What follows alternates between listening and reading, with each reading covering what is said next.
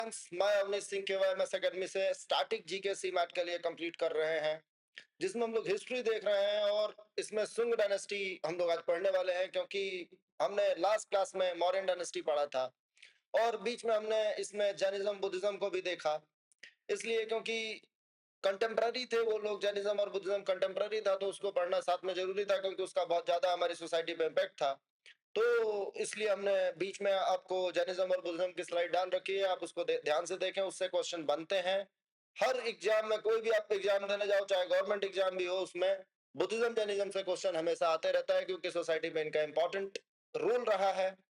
चलिए तो हम शुरू करते हैं। सुंग डायनेस्टी एक भारत की ऐसी डायनेस्टी जो नॉर्थ और सेंट्रल इंडिया पे मोस्ट प्रोबेबली रूल करेगी। चलिए देखते हैं सुंग डायनेस्टी कौन थे, ये सुंगाज और कहां से आए। तो देखिए, सुंग डायनेस्टी के बारे में, स्टार्टिंग के बारे में, जो हमारा मतलब डिक्लिनेशन ऑफ मॉडर्न डायनेस्टी जो है वो थोड़ा सा कंट्रोवर्शियल है। मतलब सुंग कैसे आए, तो जब हम पढ़ते हैं तो अलग अलग बुक्स में अलग अलग रेफरेंस दिए गए हैं, पर ये आपको ध्यान रखना है कि जो मौर्यन डायनेस्टी के बाद डायनेस्टी आया वो सुंग डायनेस्टी आया, जिसका फर्स्ट जो किंग है वो पुष्यमित्र सुंग है। और इम्पोर्टेंट क्या है कि ये एक ब्राह्मण है। तो पुष्यमित्र सुंग डायनेस्टी जो है वो ब्राह्मण, मतलब आप यूं समझ लो कि हिंदुइज्म की ब्राह्मणिकल सोसाइटी फिर से इंडिया के रूलिंग के लिए आ गई है। और इसमें इंपॉर्टेंट ये है कि ये कैसे आए, ये हमसे पूछा जाएगा एग्जाम में। हालांकि ये कंट्रोवर्शियल है, तो आप देख लेना, जैसा ऑप्शन हो उस हिसाब से लगाना। मतलब कुछ हिस्टोरियंस का ये मानना है, क्योंकि बीच में बुद्धिज्म बहुत ज्यादा फैल रहा था, तो ये बुद्धिज्म के फैलने, मतलब बुद्धिज्म के अगेंस्ट एक रिएक्शन था जिसमें ब्राह्मणों ने रूल करना स्टार्ट किया। हालांकि इसके एविडेंस मुझे लगते हैं कि सही नहीं है, और कई हिस्टोरियंस इसको डिनाई भी करते हैं, क्योंकि देखेंगे अगर हम तो यहाँ पर सांची स्तूपा है, स्तूपा का जो वेदिका है, मतलब जो बाउंड्री है और जो गेट है वो बनाया गया। ऐसे बहुत सारे स्तूपा, और बुद्धिज्म इस समय पनपता रहा। तो ऐसा नहीं है कि बुद्धिज्म का डिक्लिनेशन स्टार्ट हो गया, खत्म ही हो गया बुद्धिज्म, या सुंग डायनेस्टी में बुद्धिज्म पे कोई अत्याचार कहीं हो रहा है, ये हमें बिल्कुल देखने को नहीं मिलता। इवन हमें ये दिखता है कि बुद्धिज्म यहाँ पर सेफ रहा। तो इस चीज को हम ना मानते हुए, जो मतलब एक जनरल फैक्ट है वो हम देखते हैं कि यहाँ पर बुद्धिज्म तो चल ही रहा है, साथ में हो सकता है कि इनका इंटरनल कॉन्फ्लिक्ट हो गया हो। मतलब कुछ हिस्टोरियंस को जब हमने पढ़ा तो हमने ये पढ़ा कि कुछ इंटरनल कॉन्फ्लिक्ट चल रहा था अपने मौर्यन डायनेस्टी में, और उसी में ये जो सुंग है, ये कौन है, मिनिस्टर है, ठीक है। और ये आर्मी चीफ है, आप यूं समझ लो। तो आर्मी चीफ है, और एक परेड के समय जो लास्ट किंग है अपने मौर्यन डायनेस्टी के, बृहद्रथ मौर्य, नाम आप याद रखना, जो लास्ट किंग है वो बृहद्रथ मौर्य है। और बृहद्रथ मौर्य को एक परेड के समय वहां पे मार देते हैं, और बृहद्रथ मौर्य के किलिंग के बाद ये बनते हैं राजा हमारे मगध के। क्लियर है? तो आप थोड़ा सा याद रखना, या मौर्यन डायनेस्टी को ओवरथ्रोन किसने किया, तो पुष्यमित्र सुंग ने किया, ठीक है। और यहाँ से पॉलिटिकल फ्रेगमेंटेशन दिखना स्टार्ट हो जाएगा, और फॉरेन इन्वेजन भी दिखेंगे बहुत सारे यहाँ पर। तो आप थोड़ा सा इस चीज को याद रखना कि फॉरेन इन्वेजन, चूंकि हम जानते हैं कि फॉरेन इन्वेजन के लिए कई बार, मतलब कुछ हिस्टोरियंस को अगर हम पढ़ें तो वहां पर एलिगेशन लगाया जाता है हमारे द ग्रेट अशोका पे। मतलब एलिगेशन क्या है, एक मतलब ऐसा है कि हिस्टोरियंस का मत है कि क्या हुआ कि अशोका ने बहुत सारे लोगों को फॉरेन पहुंचाया। ये हमने देखा है, किसके लिए, टू स्प्रेड बुद्धिज्म, या जो उनका धम्मा था उसको स्प्रेड करने के लिए। अब इससे क्या हुआ कि जो लोग फॉरेन में गए होंगे वो अशोका की प्रॉस्पर लाइफ और उनके ट्रेजरी और इनके बारे में भी इंट्रोडक्शन दे दिए होंगे। दूसरी चीज, वहां से उनको रास्ता पता चल गया होगा कि आप कहाँ से आए हैं, तो इंडिया में कहीं ना कहीं उनके आने का एक रास्ता पता चल गया हमारे यहाँ के फिलोसोफर, थिंकर्स या बुद्धिस्टों के जाने से, बुद्धिस्ट मॉन्क्स के जाने से। और वहां से इन्वेजन इंडिया में स्टार्ट होता है फॉरेन, या यूं हम कह सकते हैं कि किसी तरीके से फॉरेनर्स को इस ड्यूरेशन में पता चला इंडिया के फ्लोरिश लाइफ के बारे में। जबकि वहीं हम किसी और हिस्टोरियन को देखें तो ये पता चलता है कि नहीं, फॉरेन इन्वेजन तो पहले से ही होते रहे, क्योंकि अलेक्जेंडर का इन्वेजन हुआ है, और भी बहुत सारे इन्वेजन पहले हो रखे हैं। तो ठीक है, हम इस चीज को मतलब मान लेते हैं कि ठीक है, यहाँ से क्योंकि अशोका के टाइम और इनके टाइम थोड़ा इन्वेजन कम दिखता है, यहाँ से फिर से इन्वेजन स्टार्ट हो गया है, तो ठीक है, ये मान लेते हैं कि यहाँ से फिर से इन्वेजन दिखेगा। हालांकि जो सुंग डायनेस्टी है वो बहुत सक्सेसफुली इन सारे इन्वेजन्स को कंट्रोल करती रहेगी, तो ये अच्छी बात है, ठीक है। अब इसके की फीचर की अगर हम बात करें तो यहाँ पर देखो, सबसे बड़ी बात क्या है कि पुष्यमित्र सुंग ब्राह्मण है, और ब्राह्मणिकल सोसाइटी स्टार्ट हुई है इंडिया में फिर से। तो नो डाउट कहीं ना कहीं ब्राह्मणिज्म या जो हमारा वैदिक कल्चर है वो फ्लरिश होता हुआ दिखेगा, इसमें कोई डाउट नहीं है।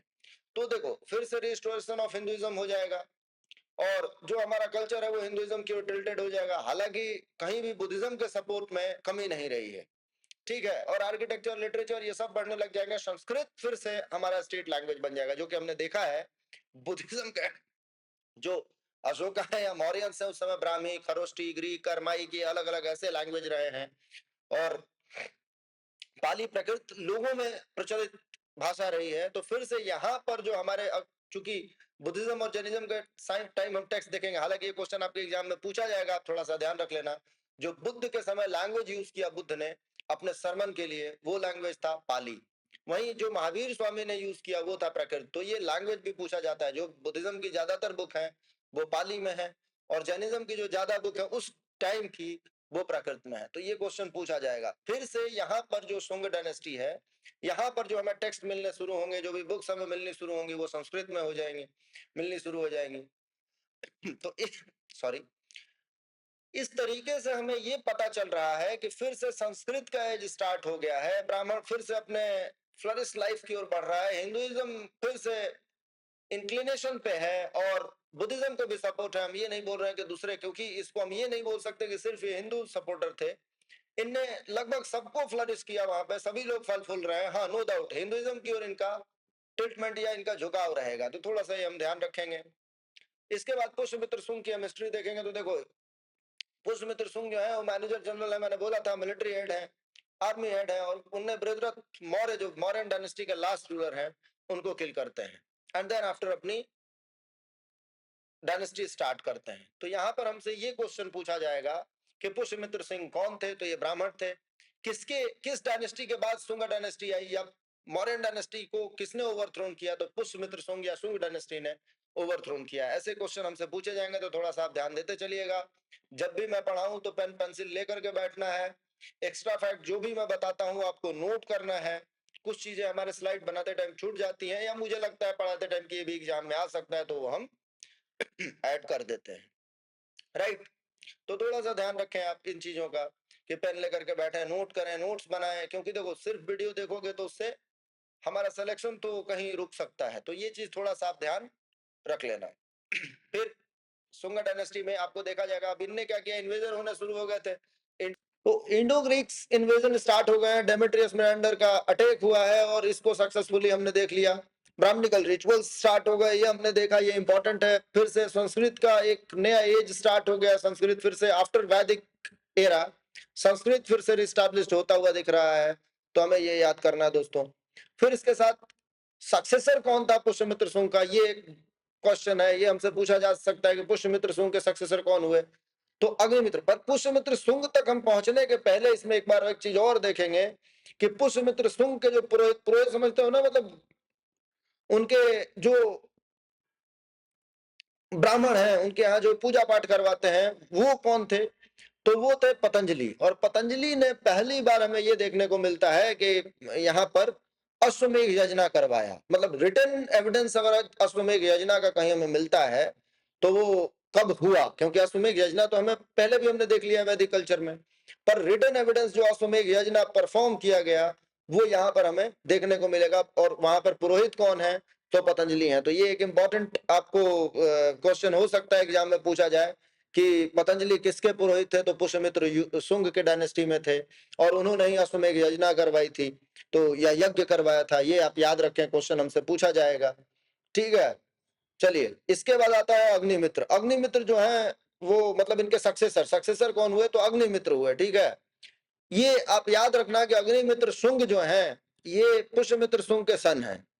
और कालिदास का जो मालविका अग्निमित्र है उसमें ये मेन रोल प्ले, मतलब जो उनके मेन हीरो हैं इनको बताया गया, अग्निमित्र को बताया गया। तो थोड़ा सा ये भी याद रखना, ठीक है।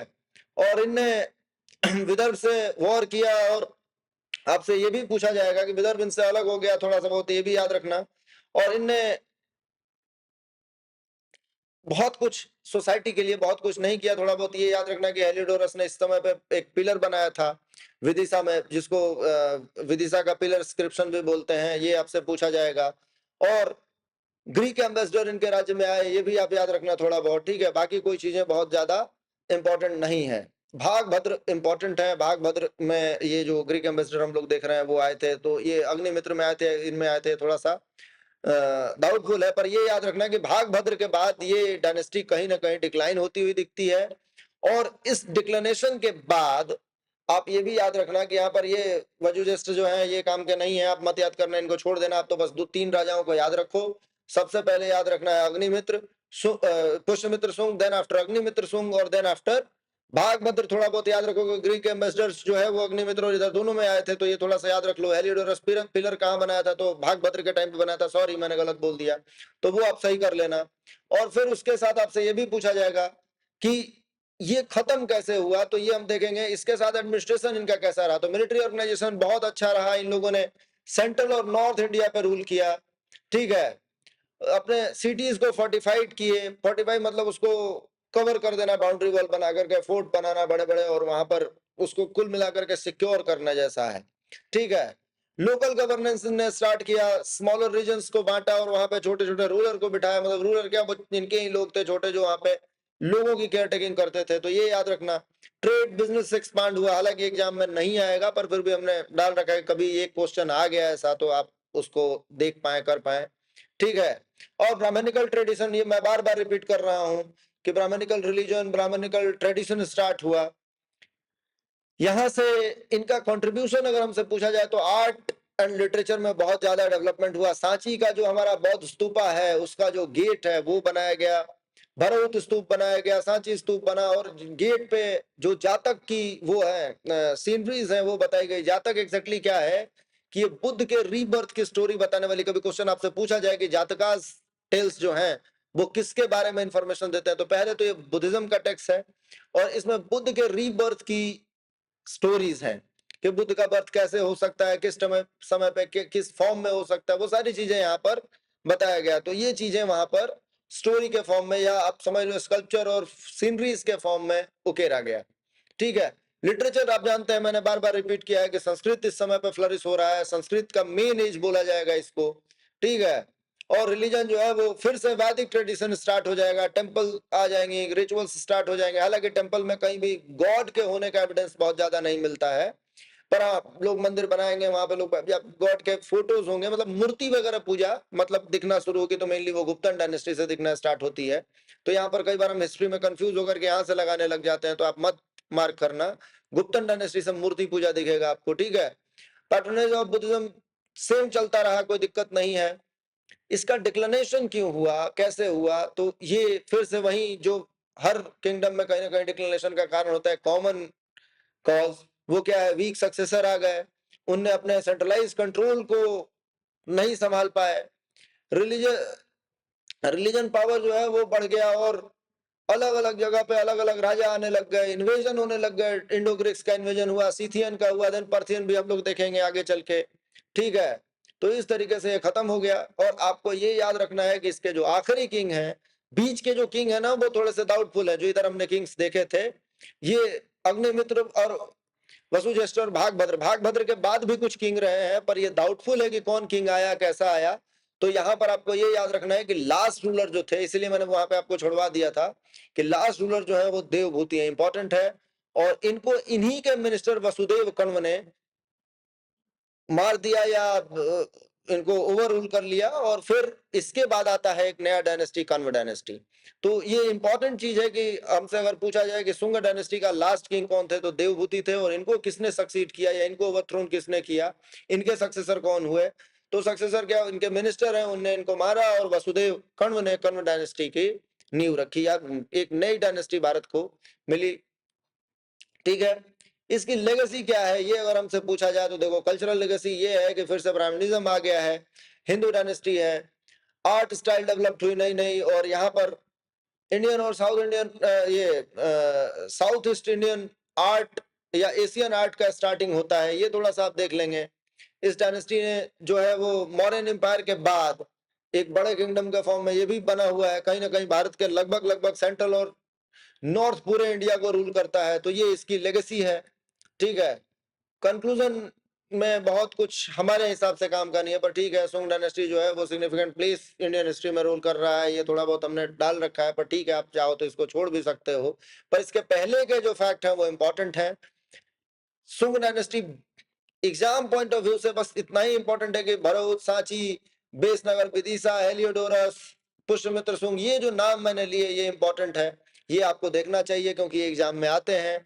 या इवन आपको क्रोनोलॉजी में कई बार काम आ जाता है कि मौर्यन डायनेस्टी के बाद कौन सी डायनेस्टी आई, उसका एस्टैब्लिशर कौन था, first king, last king, important king, ऐसे क्वेश्चन हमसे पूछे जाते हैं। ठीक है, तो थोड़ा सा उस चीज को आप ध्यान रखना। इसके समय बहुत सारे इन्वेजन हुए, इन इन्वेजन को रोका और फिर अपने मिलिट्री को बढ़ाया, एडमिनिस्ट्रेशन पावर को बढ़ाया और इस तरीके से चलता रहा। एक समय आया जब ये डायनेस्टी खत्म हो गई और नई डायनेस्टी, कर्ण डायनेस्टी